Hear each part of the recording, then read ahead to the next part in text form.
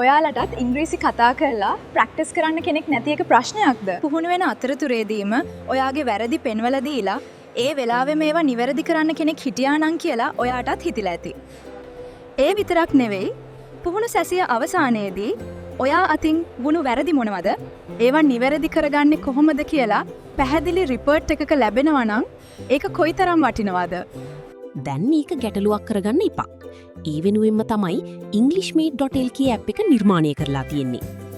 අපි ඇප් එක හරහා ඔයාට දවසකට පැය 2ක්, ඒ කියන්නේ මාසකට පැය 60ක කාලයක් අපි AI ටියුටර් එක්ක ඉංග්‍රීසි පුහුණු වෙන්න අවස්ථාව ලැබෙනවා.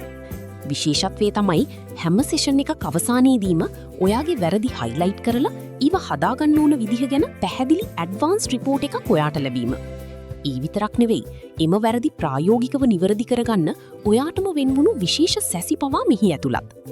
ඒ වගේම ඔයාට ඕනෑම පාඩමක් ප්‍රායෝගිකව අපි AI ටියුටර්ස්ලා එක්ක කතා කරලා ඉගෙන ගන්නත් පුළුවන්. තවත් විශේෂංග රැසක් මෙහි අන්තර්ගතයි.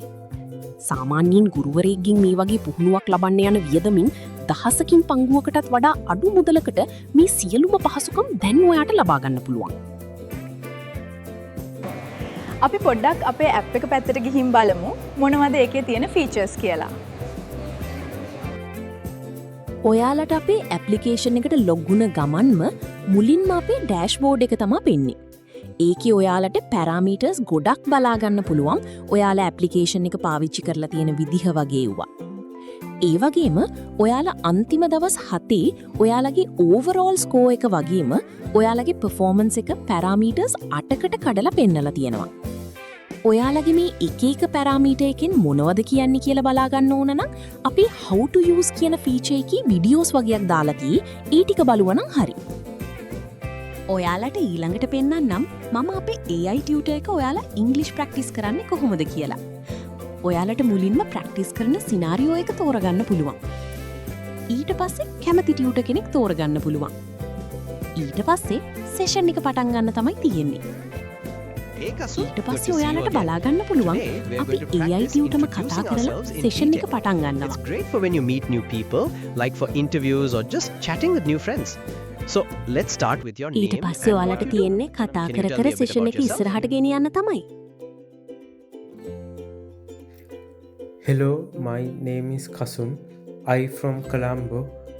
I am 30 years old.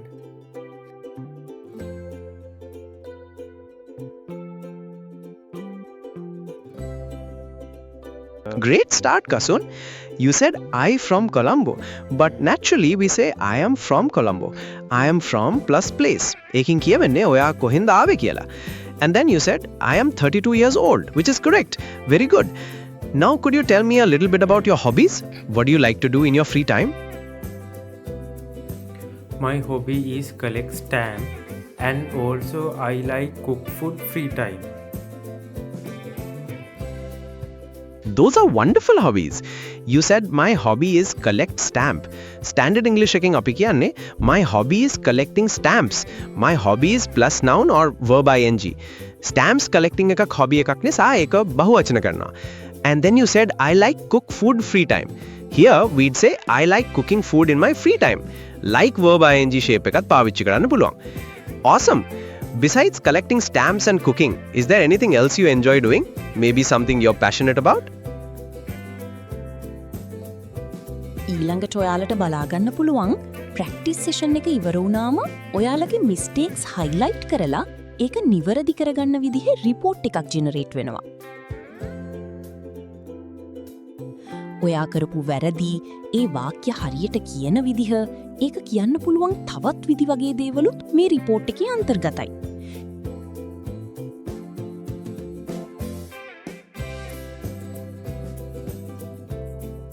ඒ වගේම මේ රිපෝට් එක ඔයාලට සිංහලෙනුත් බලා ගන්න පුළුවන්.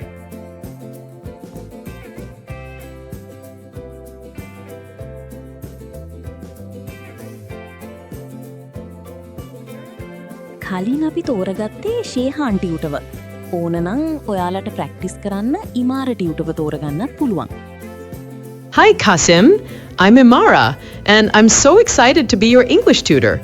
Today we're going to practice introducing yourself in detail. This is a really useful skill, whether you're meeting new people in a job interview or just chatting online. So, to start, tell me a bit about yourself, whatever feel comfortable sharing. What are your hobbies, or what do you enjoy doing in your free time? ඊට පස්සේ ඔයාලට ඔයාලා practice session වල කරන recurring mistakes උයි අනිත් mistakes උයි analyse කරලා ඒවා නිවැරදි කරගන්න වෙනම සෙෂන් එකක් කරගන්න පුළුවන්.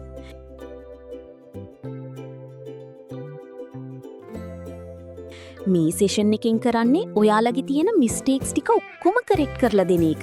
අපි AI ටියුටර් හරහා. Hi Kasun, how have you been? I thought today we could focus on a few mistakes that I've noticed in your English speaking recently, so we can work on them.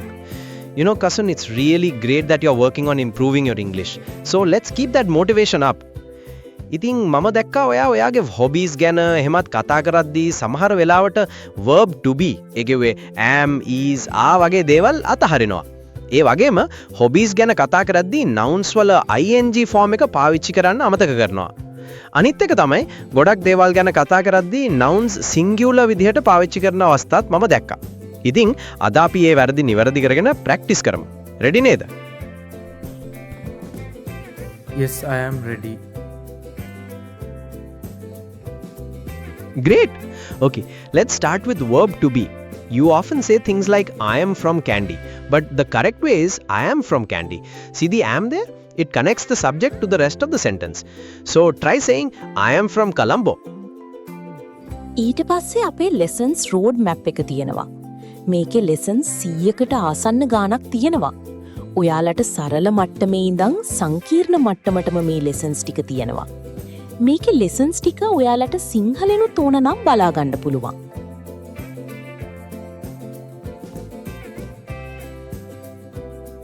ඔයාලට මේ lessons ටික practical විදියට අපි AI tutor එක ඕන නම් discuss කරලා දන්නේ නැති දේවල් අහගන්නත් පුළුවන් නැත්නම් ප්‍රැක්ටිකල් විදියට ඉගෙන ගන්නත් පුළුවන්. Hello, Kasun. It's great to have you here. Today we're going to tackle a really fundamental topic in English grammar, singular and plural words.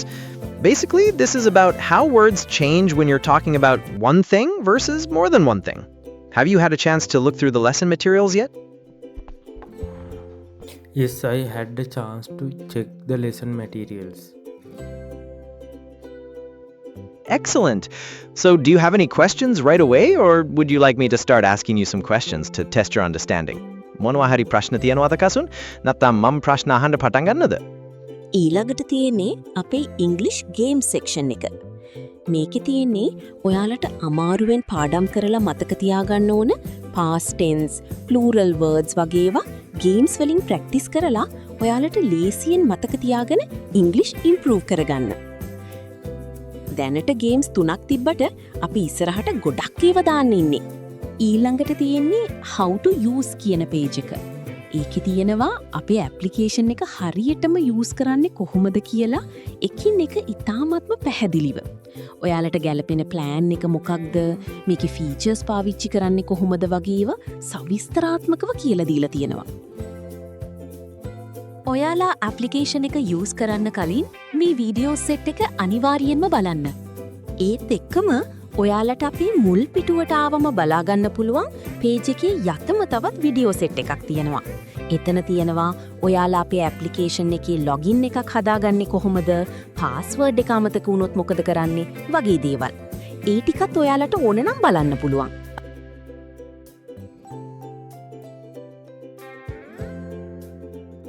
ඒ වගේම ඔයාලට අපේ ඇප්ලිකේෂන් එක web, mobile, tablet වගේ ඕනම device එකකින් පාවිච්චි කරන්න පුළුවන්.